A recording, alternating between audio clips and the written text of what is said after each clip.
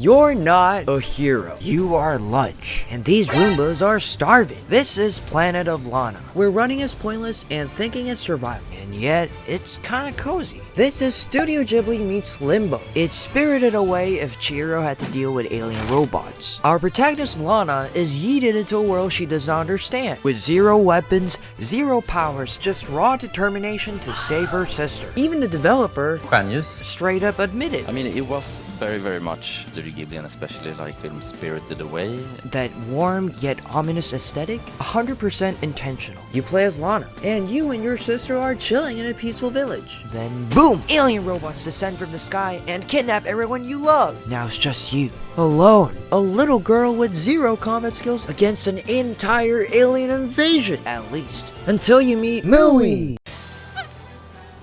Mui is your ride or die. Mui is your best friend. Mui could probably fix your relationship problems if it weren't so busy distracting killer machines. It can cut ropes. It can crawl into tight spaces. It can even mind control creatures. Meanwhile, you can jump like a third grader and push boxes. This is what makes Planet of Lana so special. You aren't some chosen one with godlike powers. You're just a kid. And the devs really wanted that connection between Lana and Mui to feel real. We felt it was super necessary that she couldn't be controlled by another human, because we really want to try to create that feeling or that relationship that you can have with a creature like a dog in real life. Translation? We're going to make you emotionally attached to this little guy.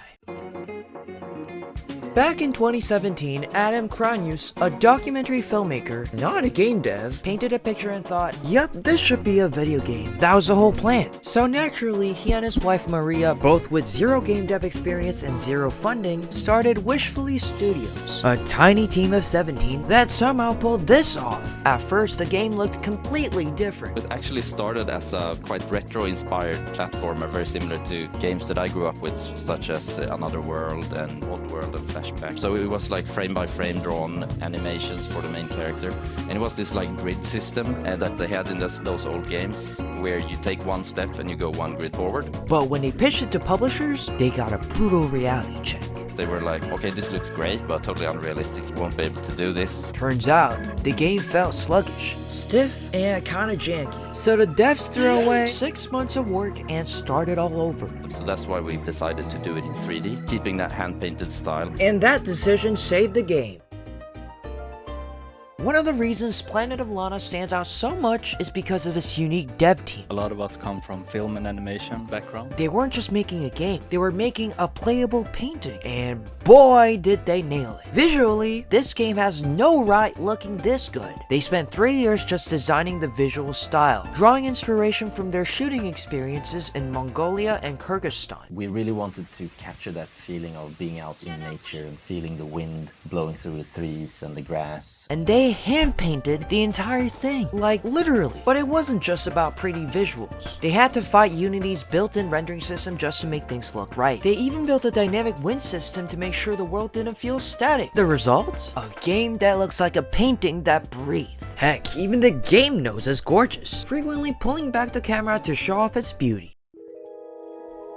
No English, no subtitles, no text. We found it as a very effective way to build on this alien world. The entire story is told through the world itself, and it works. The ruins whisper about an ancient civilization. As you keep exploring deeper, you find yourself asking terrifying questions about the robots. Who sent them? Why are they here? The game doesn't spoon-feed you answers. It lets you discover them. There's a lot of just background detail as well that gives the players clues as to what's going on, what's the history of this planet. This mysterious world building really hooked me in when I was playing. Even the music is part of the storytelling. When the music does appear, we wanted it to really sort of communicate something and feel like a real cinematic treat for the player.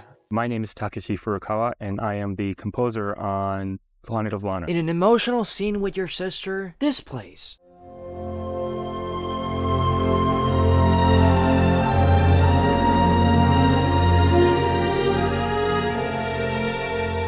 Exploring a gigantic ancient ruin, you hear this.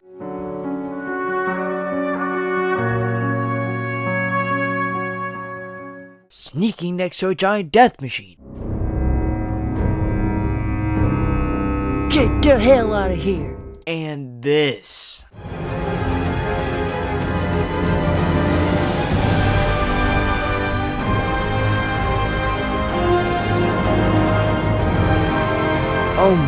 god!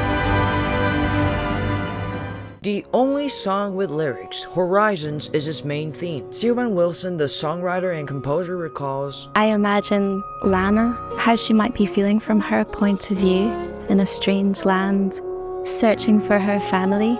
the result is this beautiful theme that captures Lana's lonely but hopeful journey. Planet of Lana is inside, but instead of horror, it gives you hope.